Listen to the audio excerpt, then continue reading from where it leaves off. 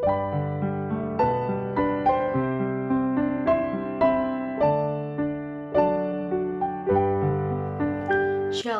perkenalkan nama saya Kristiani Wahyuningsi Galingging. Saya dari Prodi Pendidikan Bahasa dan Sastra Indonesia dengan NIM 2200848 dan kelas Dik A.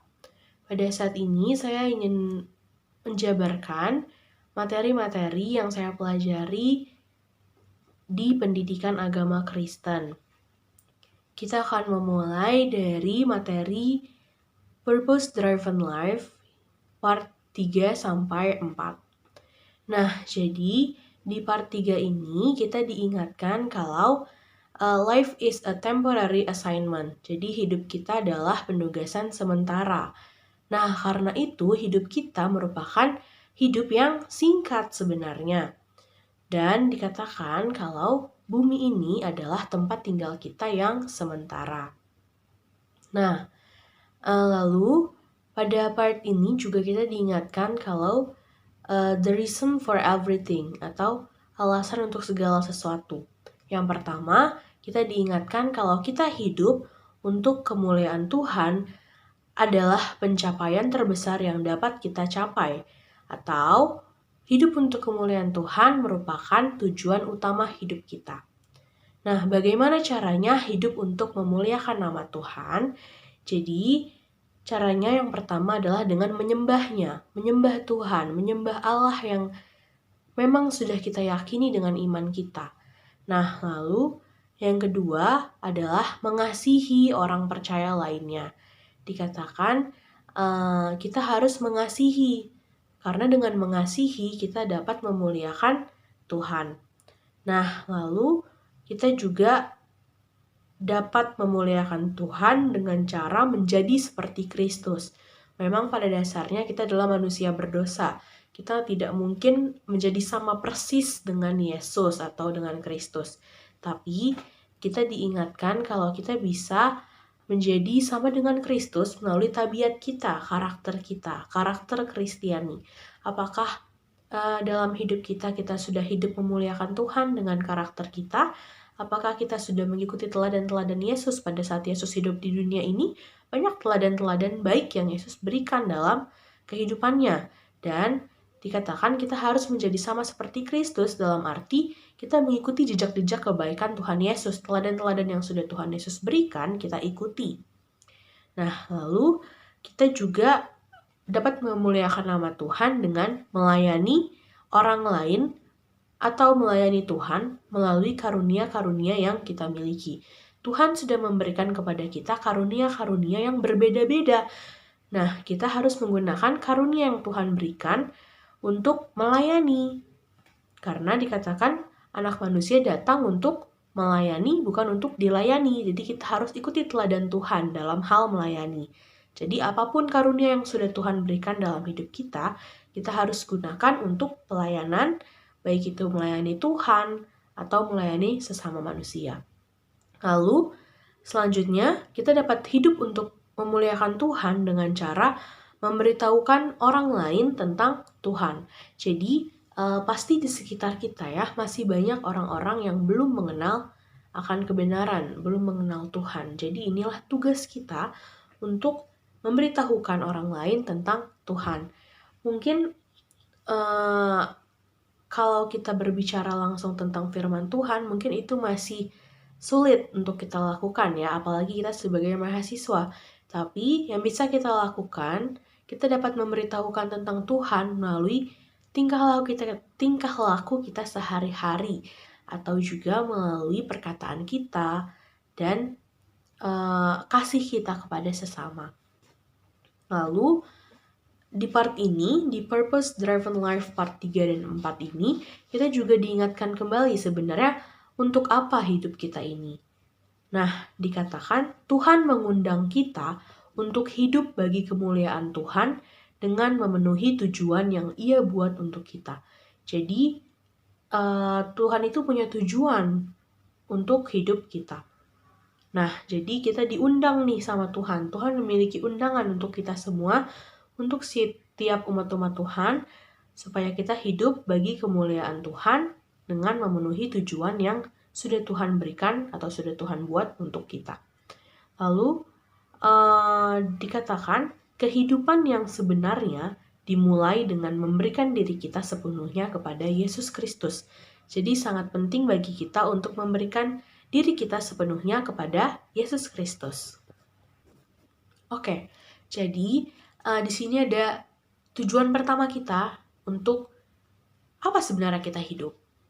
Jadi tujuan pertama kita adalah kita dirancang untuk kesenangan Tuhan. Jadi jangan pernah mementingkan kesenangan diri kita sendiri, karena ingat di awal sudah dikatakan kita hidup untuk kemuliaan nama Tuhan. Jadi tujuan pertama kita adalah kita dirancang untuk kesenangan Tuhan. Terdapat di dalam Wahyu 4 ayat yang ke-11. Lalu juga ada ayat pendukung di sini, yaitu di dalam Kolose 3 ayat yang ke-23 dikatakan, apapun juga yang kamu perbuat, perbuatlah dengan segenap hatimu, seperti untuk Tuhan dan bukan untuk manusia. Jadi dalam hidup ini, apapun yang kita perbuat, apapun yang kita lakukan, lakukanlah seperti kita melakukannya untuk Tuhan. Karena tadi tujuan hidup kita adalah untuk memuliakan nama Tuhan. Lalu selanjutnya, kita akan masuk ke bab atau ke part yang keempat. Itu membahas mengenai sebenarnya apa yang dapat membuat Tuhan tersenyum kalau melihat kita di dunia ini. Nah, jadi yang membuat Tuhan tersenyum adalah yang pertama, jika kita lebih mengasihi Tuhan. Jadi kita dapat membuat Tuhan tersenyum dengan cara kita mengasihi Tuhan. Dari semua yang ada di dunia ini, kita harus mengasihi Tuhan. Jadikan Tuhan yang terutama dalam kehidupan kita, khususnya dalam kasih kita. Nah, lalu yang kedua, kita dapat membuat Tuhan tersenyum jika kita percaya sepenuhnya kepada Tuhan. Jadi dalam percaya kepada Tuhan, kita tidak boleh setengah-setengah. Kita harus percaya sepenuhnya kepada Tuhan. Dengan segenap hati kita, dengan segenap akal budi kita, dengan segenap pikiran kita. Nah, lalu selanjutnya kita juga, yang ketiga, dapat membuat Tuhan tersenyum jika kita taat kepadanya dengan sepenuh hati kita. Jadi selain kita mengasihi Tuhan, kita percaya kepada Tuhan, kita juga harus taat kepada Tuhan. Nah, bagaimana bentuk kita percaya kepada Tuhan? Ya tentu dengan taat kepada Tuhan. Nah, lalu yang keempat, jika kita mengasihi Tuhan, kita percaya kepada Tuhan, kita taat kepada Tuhan, maka kita harus terus memuji dan bersyukur kepada Tuhan. Dalam hidup ini, sebenarnya kita bernafas saat ini saja, itu semua sudah karena berkat Tuhan. Jadi jangan pernah lupa untuk terus memuji Tuhan dan bersyukur akan apa yang sudah Tuhan berikan dalam kehidupan. Lalu yang kelima, kita dapat membuat Tuhan tersenyum jika kita memakai kemampuan kita. Seperti tadi sudah saya katakan, Tuhan memberikan kepada kita masing-masing karunia-karunia yang bisa kita gunakan untuk melayani. Jadi Tuhan mau kita menggunakan karunia-karunia atau kemampuan-kemampuan yang Tuhan berikan kepada kita untuk pelayanan atau untuk membantu sesama manusia. Nah, lalu tadi kalau kita lihat, kita harus terus memuji dan bersyukur kepada Tuhan. Kalau kita membahas mengenai pujian dan penyembahan, kita akan bahas nih mengenai apa sebenarnya inti dari penyembahan. Jadi inti dari penyembahan itu ada dua, yaitu penyerahan dan percaya. Jadi rumusnya di sini adalah penyerahan tambah percaya sama dengan penyembahan. Jadi di dalam penyembahan itu harus ada yang namanya penyerahan. Lalu yang kedua, kita harus percaya sepenuhnya. Nah, Allah ingin kita menjadi sahabat karib Tuhan, menjadi sahabat karibnya. Nah, apa yang bisa membuat kita menjadi sahabat dekat dengan Tuhan?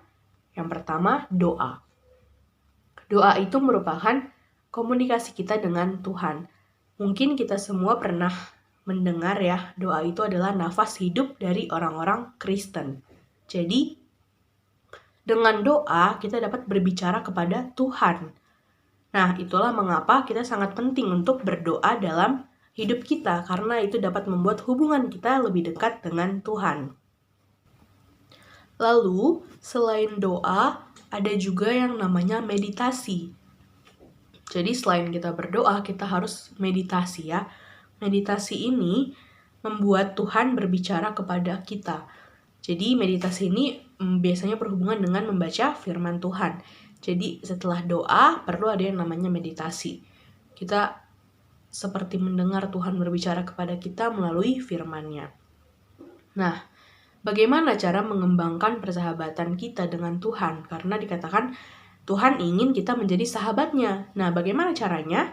Yang pertama, menghargai apa yang Tuhan hargai.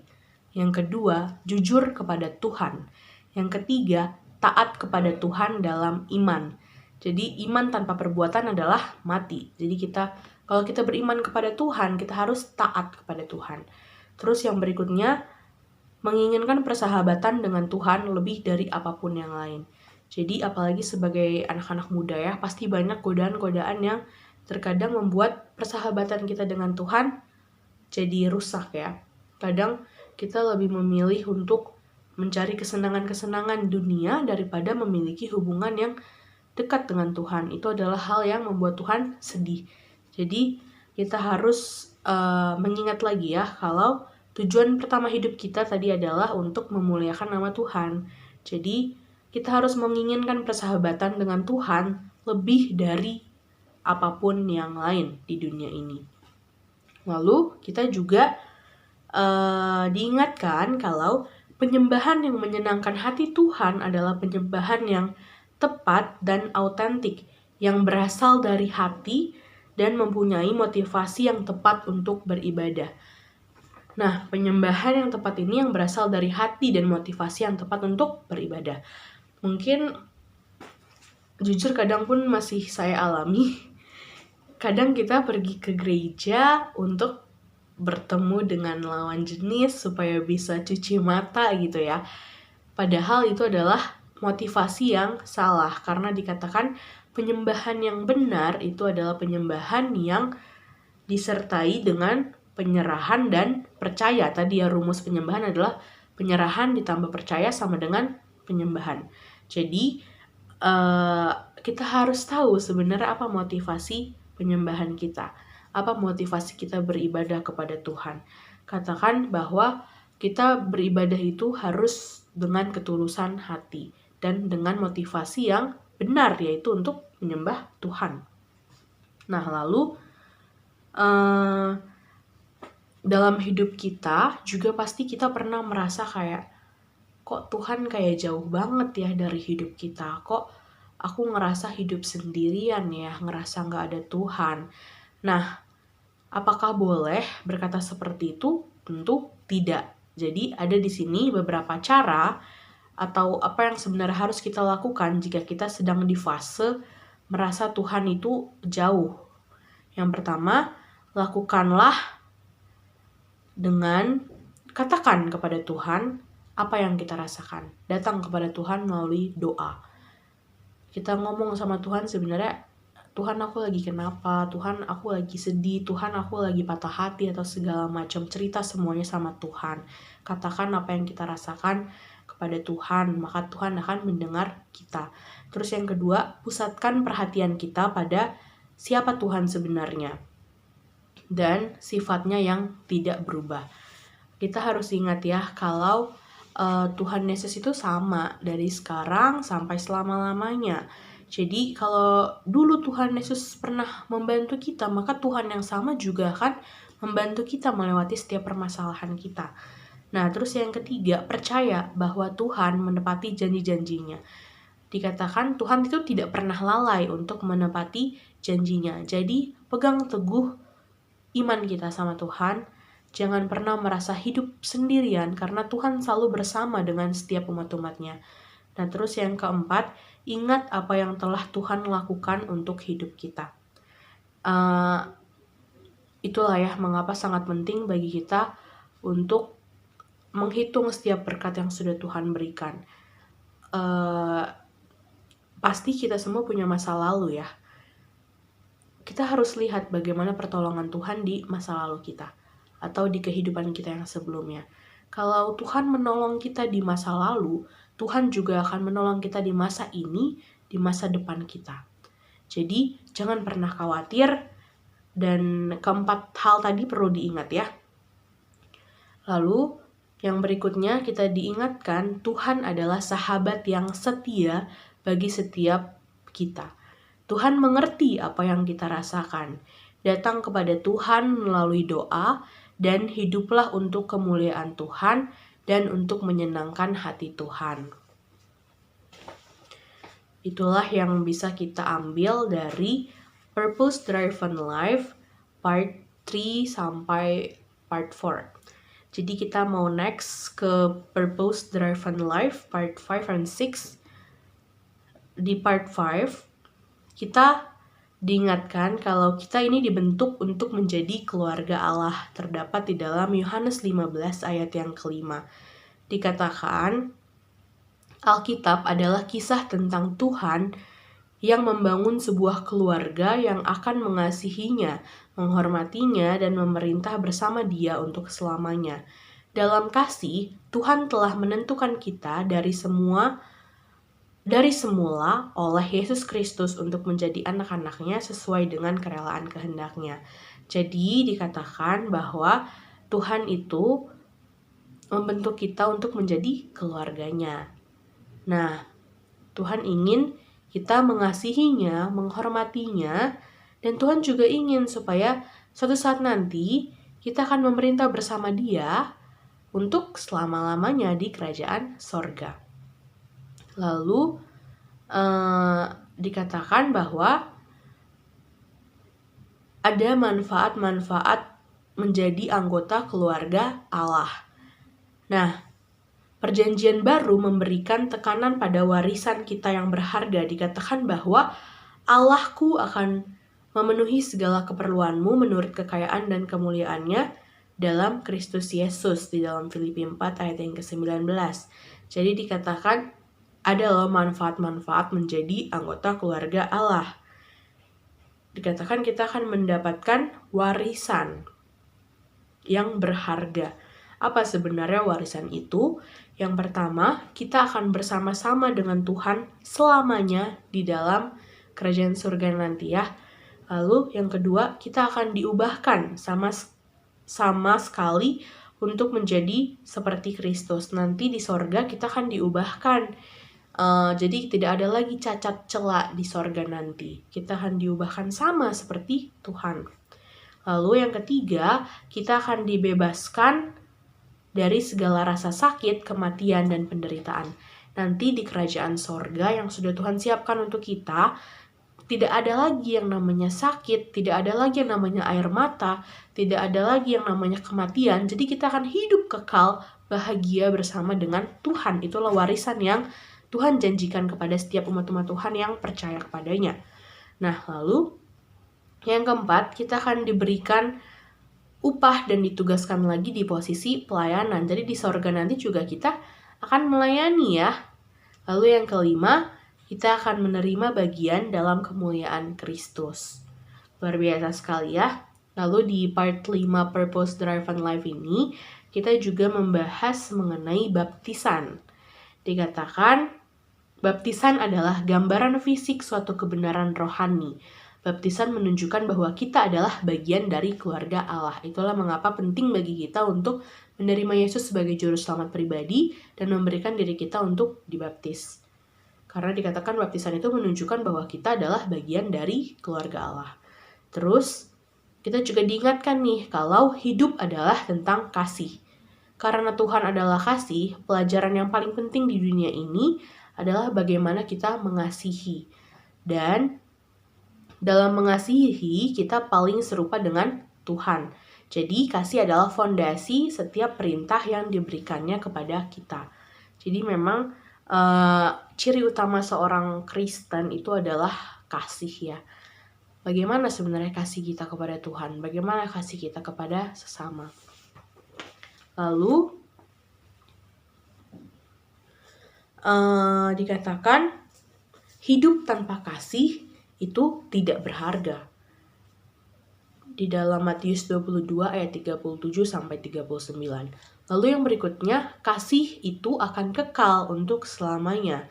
Di dalam 1 Korintus 13 ayat yang ke-13 ya. Dikatakan kasih itu akan ada tetap untuk selama-lamanya. Terus dikatakan kita akan dievaluasi berdasarkan kasih kita. Jadi sangat penting ya kita untuk memiliki kasih dalam hidup kita.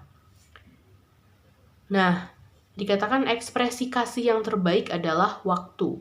Waktu itu merupakan pemberian yang paling berharga karena kita hanya memilikinya secara terbatas. Kita tahu ya, waktu itu tidak bisa diulang. Jadi waktu itu pemberian Tuhan yang sangat berharga. Harus kita manfaatkan dengan sebaik-baiknya, gunakan untuk kemuliaan Tuhan.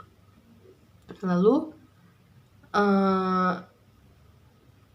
mengikut Kristus, menjadi anggota keluarga Kristus bukan hanya percaya, melainkan kita juga harus mempunyai tindakan. Dikatakan iman tanpa perbuatan adalah mati. Jadi bukan hanya sekedar percaya, tapi kita juga harus melakukan setiap perintah-perintah Tuhan dengan iman. Nah, lalu mengapa sebenarnya kita memerlukan keluarga gereja ya? Pasti kita punya kakak-kakak pembimbing rohani, kakak-kakak atau kakak-kakak rohani kita di gereja lah ya. Atau kita punya komunitas seperti di UPI ada PMK UPI, Persekutuan Mahasiswa Kristen gitu ya. Sebenarnya apa sih gunanya? Nah, jadi dikatakan yang pertama, keluarga kerohanian kita atau keluarga gereja itu menunjukkan bahwa kita adalah seorang percaya yang sejati. Jadi sebenarnya dari komunitas kita, orang juga bisa mengenal siapa kita. Itulah mengapa penting untuk kita bergabung dengan keluarga-keluarga gereja atau keluarga-keluarga kerohanian ya, supaya iman kita juga bertumbuh di situ. Dan yang kedua, keluarga gereja juga menggerakkan kita untuk keluar dari isolasi pementingan diri sendiri. Sangat penting bagi kita untuk bersosialisasi dalam hidup kita karena kita adalah makhluk sosial ya, kita tidak bisa hidup sendiri. Jadi sangat penting untuk memiliki hubungan dengan keluarga-keluarga kita yang seiman. Lalu dikatakan melalui keluarga gereja atau keluarga kerohanian kita itu juga dapat membantu kita untuk mengembangkan otot rohani kita.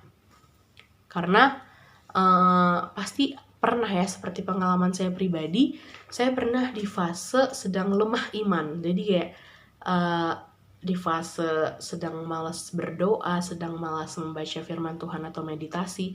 Tapi ketika saya mempunyai teman rohani, mempunyai kakak rohani, mempunyai komunitas di gereja maupun di PMK, jadi saya dibangun lagi imannya. Kayak, nggak boleh gitu loh Kristi, kita harus tetap percaya sama Tuhan, kita harus tetap berdoa sama Tuhan, kita harus belajar firman Tuhan. Jadi itulah salah satu pentingnya kita untuk memiliki keluarga rohani di dunia ini, keluarga gereja di dunia ini.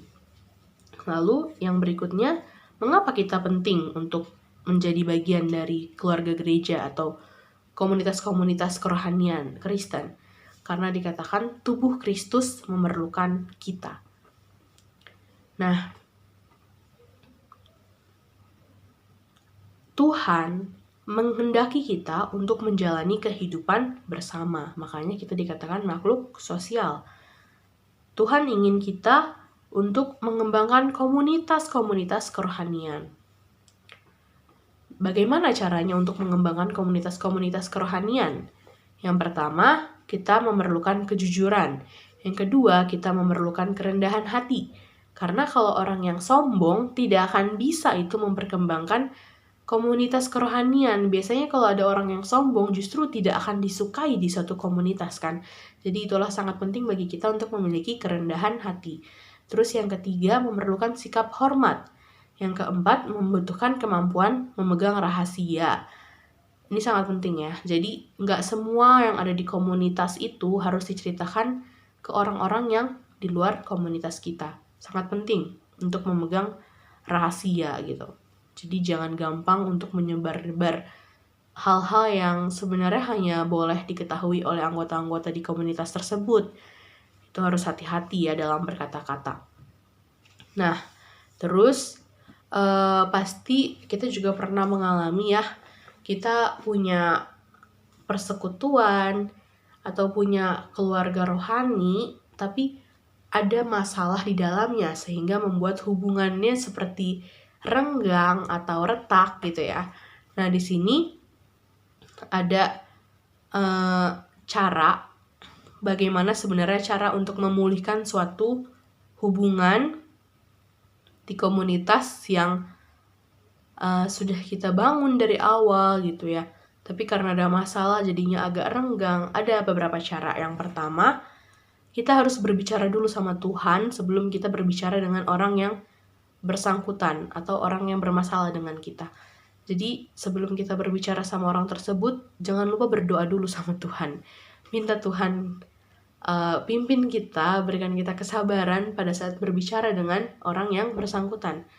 Dan kita juga tidak boleh menghakimi ya, siapa tahu itu salah kita kan. Jadi minta Tuhan, sadarkan diri kita dulu. Lalu yang kedua, selalu mengambil inisiatif. Jadi jangan harus disuruh-suruh dulu baru kita mau melakukan, melainkan kita harus mempunyai inisiatif. Nah, lalu kita juga harus memiliki simpati dan empati. Kita harus mengerti perasaan orang lain ya, karena di komunitas itu kita nggak sendirian. Ada anggota-anggota di komunitas itu kan pasti. Jadi jangan pernah mementingkan ego diri sendiri, harus memikirkan perasaan orang lain. Terus akui kesalahan kita. Kalau memang itu kesalahan kita akui, kita minta maaf. Jangan merasa kayak malu untuk meminta maaf kalau itu memang kesalahan kita. Lalu kita harus memiliki kerjasama yang sesering mungkin. Dengan adanya kerjasama itu, maka hubungan kita dengan orang yang bersangkutan juga pasti akan lebih baik. Nah, lalu tentukanlah rekonsiliasi dan bukan resolusi. Karena sangat penting ya untuk kita membangun hubungan yang baik dengan orang-orang yang ada di komunitas kita. Apalagi itu komunitas kerohanian ya. Kita harus bisa saling menguatkan. Jangan sampai malah jadi saling menjatuhkan dan melemahkan iman. Karena kita ini adalah sama-sama anggota dari keluarga Allah. Masa anggota keluarga Allah harus berantem-beranteman kan nggak mungkin ya. Jadi sangat penting bagi kita untuk memiliki kerendahan hati ya. Memiliki kerendahan hati, mengerti perasaan antar anggota komunitas, dan juga kerjasama. Dan tadi, jangan lupa lakukan hal-hal tersebut jika memang dalam komunitas kita ada hubungan yang renggang. Lalu, dikatakan kita diciptakan untuk menjadi serupa dengan Kristus. We were created to become like Christ. Terdapat di dalam Roma 8 ayat yang ke-29, Kolose 1 ayat 15, dan Kolose 2 ayat yang ke-7. Nah, tujuan utama Tuhan untuk kehidupan kita bukanlah untuk kenyamanan, melainkan untuk perkembangan karakter. Karakter seperti apa? Karakter yang memiliki buah-buah roh. Nah, jadi buah-buah roh, kasih, sukacita, damai sejahtera, kesabaran, kemurahan, kebaikan, kesetiaan, kelemah lembutan, penguasaan diri. Jadi itu karakter-karakter yang Tuhan inginkan supaya kita miliki dalam hidup kita, yaitu buah-buah roh tadi ya. Nah, dan biarlah roh Allah bekerja dalam diri kita. Di dalam Filipi 2 ayat yang ke-13. Jadi, biarlah kita mau hidup serupa dengan Kristus, karena menjadi serupa dengan Kristus itu adalah proses bertumbuh yang tidak bisa cepat ya, perlu proses. kita masak mie instan aja perlu proses ya, walaupun namanya mie instan tetap perlu proses. Jadi hidup seperti Kristus, hidup dengan tabiat-tabiat buah-buah roh, itu juga memerlukan proses. Jadi kita harus mau setiap hari dibentuk sesuai dengan kehendak Tuhan. Lalu berikutnya kita bahas mengenai Imago Dei. Imago Dei part 1 and 2. Ini kita membahas mengenai the image of God atau segambar dan serupa dengan Allah. In God's image atau menurut pandangan Allah, what is a human being? Dikatakan yang pertama itu ada brain size atau ukuran otak. Yang kedua ada ability to use tools, kemampuan untuk menggunakan alat-alat. Lalu ada dentition, ada pertumbuhan gigi. Lalu ada ability to walk upright, ada kemampuan berjalan. Nah, lalu menurut Wikipedia nih, kita mau lihat menurut Wikipedia, what is a human? Dikatakan menurut Charles Darwin ya, manusia itu merupakan evolusi dari seekor kera. Padahal menurut Tuhan atau berdasarkan firman Tuhan, kita dikatakan kita itu created in God's image. Kita diciptakan segambar dan serupa dengan Allah. Dalam Kejadian 1 ayat 26 sampai 28. Dikatakan diciptakan dengan segambar dan serupa dengan Allah berarti ada kemiripan, tetapi memang tidak sama persis. Nah, kita di sini akan membahas mengenai man, a living being. Yang pertama, rencana Allah di dalam Kejadian 1 ayat 26. Yang kedua ada pelaksanaan di dalam Kejadian 2 ayat 7. Yang ketiga ada hasil yaitu di Kejadian 2 ayat 7. Yaitu tubuh, jiwa, dan roh. Jadi dalam manusia ini ada struktur. Manusia ini punya struktur yaitu tubuh ditambah jiwa ditambah roh. Dan yang paling penting di sini adalah man's created to have a relationship with God. Jadi manusia ini diciptakan untuk memiliki hubungan dengan Tuhan. Like God, we can think. Yang pertama, think. Kita bisa berpikir. Jadi seperti Tuhan kan kita diciptakan tadi segambar dan serupa dengan Allah. Memang tidak sama persis, tapi ada kemiripan. Yang pertama, like God, we can think. Ada di dalam Isaiah 55 verse 8 until 9. Lalu yang kedua, like God we can communicate. Seperti Tuhan kita bisa berkomunikasi. Lalu yang ketiga, like God we can create atau menciptakan. Tapi maksud menciptakan di sini bukan berarti kita bisa menciptakan hewan, menciptakan manusia, menciptakan langit dan bumi seperti Tuhan. Bukan. Maksud kata menciptakan di sini adalah manusia bisa menjadikan hal-hal yang baru. Seperti teknologi misalnya kan. Zaman dulu tidak ada teknologi ya, tidak ada handphone, gadget yang secanggih sekarang. Tapi karena ada pengetahuan di dalam otak manusia, akhirnya bisa menciptakan teknologi-teknologi, alat-alat komunikasi yang canggih seperti zaman sekarang. Nah, itu maksud dari menciptakan. Nah, lalu like God we can appreciate beauty. Jadi seperti Allah kita dapat mengapresiasi suatu keindahan. Lalu like God we can move in His Spirit. Lalu like God we can evaluate atau menilai apa yang baik, yang tidak baik. Nah, like God, ini yang paling penting, like God we can love atau mengasihi. Jadi seperti Tuhan mengasihi, demikianlah juga kita harus mengasihi. Nah, lalu kita membahas mengenai man's purpose, tujuan manusia. Dikatakan ada role over, manusia pengelola alam dan isinya. Ada di dalam Kejadian 1 ayat 26 sampai 28. Lalu ada tujuan-tujuan yang Tuhan berikan kepada manusia. Yang pertama, man is to obey God's command, atau manusia diciptakan untuk menuruti perintah Tuhan. Lalu Man's purpose is to study, untuk belajar. Lalu yang ketiga, man is to increase in number, atau manusia itu diciptakan untuk berkembang biak ya, atau bertambah banyak di dunia ini. Terus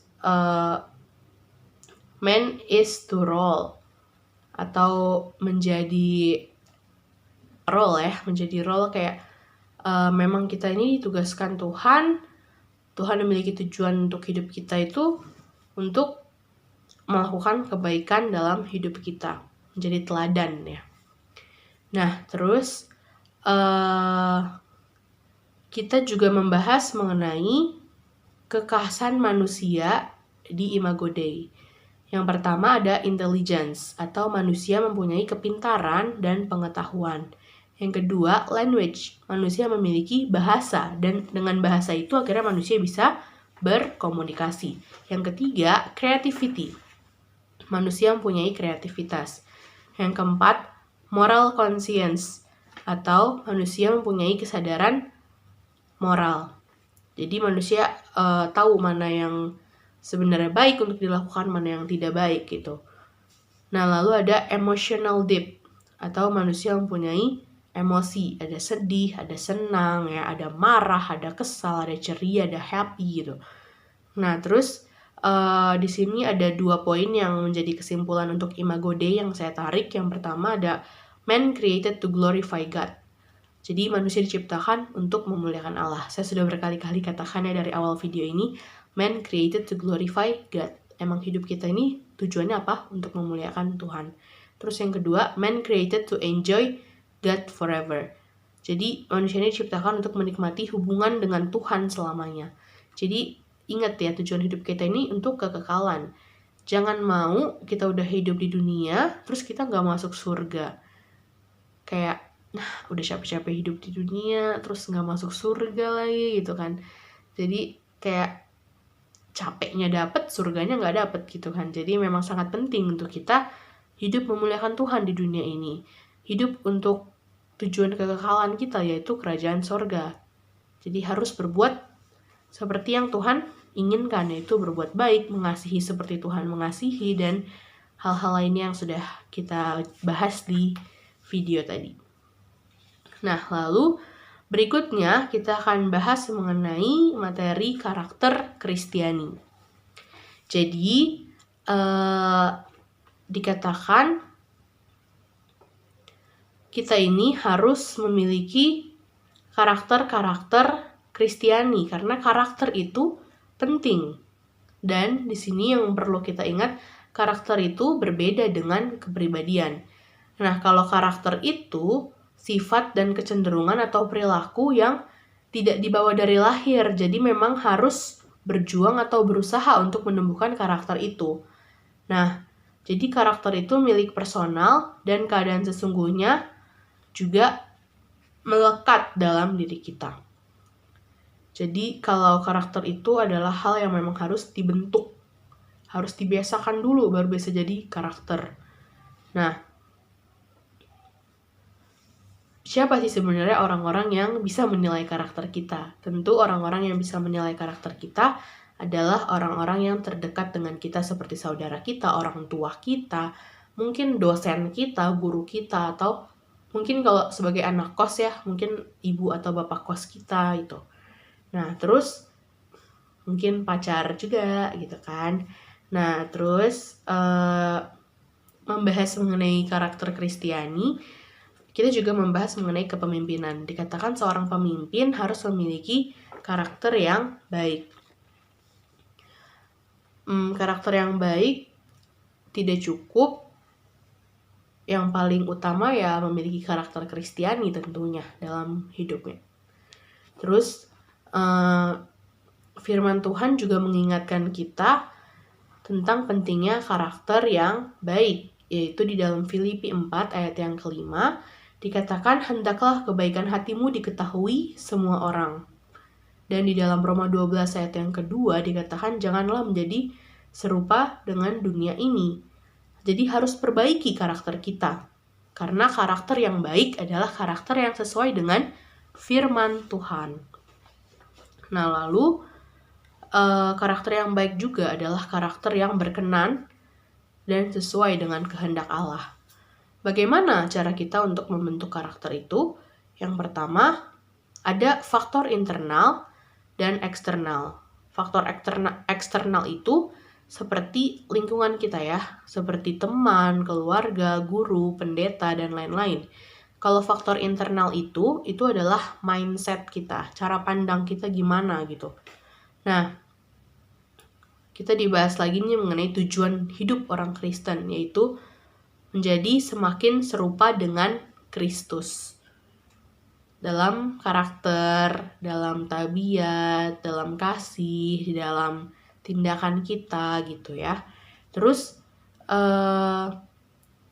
apa sih sebenarnya yang dimaksud dengan karakter Kristus ya? Yang pertama itu kerendahan hati dan integritas, terdapat di dalam 1 Petrus 3 ayat yang ke-8. Yang kedua, hati yang baik dan tulus.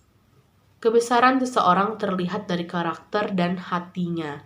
Dikatakan di dalam Amsal 27 ayat yang ke-19, seperti air mencerminkan wajah, demikianlah hati manusia mencerminkan manusia itu. Jadi hati kita ya. Karena dikatakan hati manusia mencerminkan manusia itu. Lalu, bagaimana cara membangun karakter Kristiani itu? Yang pertama, kita harus sering menggunakan keberanian kita. Berani itu sangat penting ya. Jangan pernah ngerasa takut dibilang so suci gitu. Jangan, kita harus punya keberanian untuk berbeda dengan dunia. Terus yang kedua, menurut saya ini yang penting ya, yang kedua ini, berserah kepada Allah. Jadi, jangan ngandelin kekuatan diri kita sendiri untuk memiliki karakter Kristiani, karena sulit pasti. Itulah mengapa sangat penting untuk memiliki rasa berserah kepada Tuhan yang sangat kuat. Nah, mengapa sebenarnya karakter Kristiani ini perlu dibangun? Yang pertama, karena itu adalah perintah Allah, yaitu pertumbuhan rohani. Yang kedua, untuk memaksimalkan potensi diri kita. Yang ketiga, dengan karakter Kristiani tentu juga kita dapat menolong orang lain di sekitar kita, yaitu sesuai dengan hukum kasih tadi ya, mengasihi Allah dan mengasihi sesama manusia. Terus yang keempat, dengan menumbuhkan karakter Kristiani, kita juga dapat memperkuat hubungan antar individu atau antar sesama dengan menjalankan kasih. Nah, lalu karakter itu adalah pilar dan kekuatan dalam kehidupan kita. Karena karakter itu penerapan dari apa yang kita yakini dan apa yang ada di hati kita. Karena itu kita harus punya karakter yang baik. Karakter Kristiani harus bisa kita miliki dalam hidup kita. Lalu dikatakan dalam membentuk karakter Kristiani, kita juga harus merenungkan dan mempraktikkan firman Tuhan. Bertumbuh dalam kebenaran firman Tuhan dan membangun karakter sesuai kehendak Tuhan. Jadi itulah yang bisa kita ambil dari materi karakter Kristiani. Lalu materi yang berikutnya adalah visi hidup. Jika kita membahas mengenai visi hidup, kita membahas mengenai tujuan hidup kita. Apa sebenarnya tujuan hidup kita? Mungkin dari materi-materi yang sebelumnya saya juga sudah membahas mengenai tujuan hidup orang Kristen. Yang pertama, kita hidup untuk menyenangkan Kristus, menyenangkan hati Tuhan. Yang kedua, kita hidup untuk menjadi serupa dengan Kristus. Yang ketiga, kita hidup untuk memuliakan nama Tuhan. Nah, jadi dalam visi hidup ini, kita harus melibatkan Tuhan. Kita harus menyenangkan hati Tuhan dengan visi-visi hidup kita. Nah, dalam visi hidup juga kita mengenal yang namanya passion. Tuhan sudah memberikan kepada kita, mungkin ada yang sama, ada yang beda, yaitu passion ya.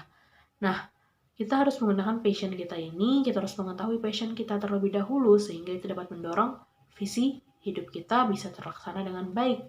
Nah, lalu kita juga diingatkan nih melalui materi visi hidup ini, kalau hidup kita ini sama seperti uap yang sebentar ada, sebentar tidak ada. Intinya, kita diingatkan hidup kita ini hanya sementara. Jadi lakukanlah yang terbaik, punya visi hidup, supaya kita juga memiliki dorongan untuk melakukan kehidupan kita dengan sebaik-baiknya untuk kemuliaan nama Tuhan.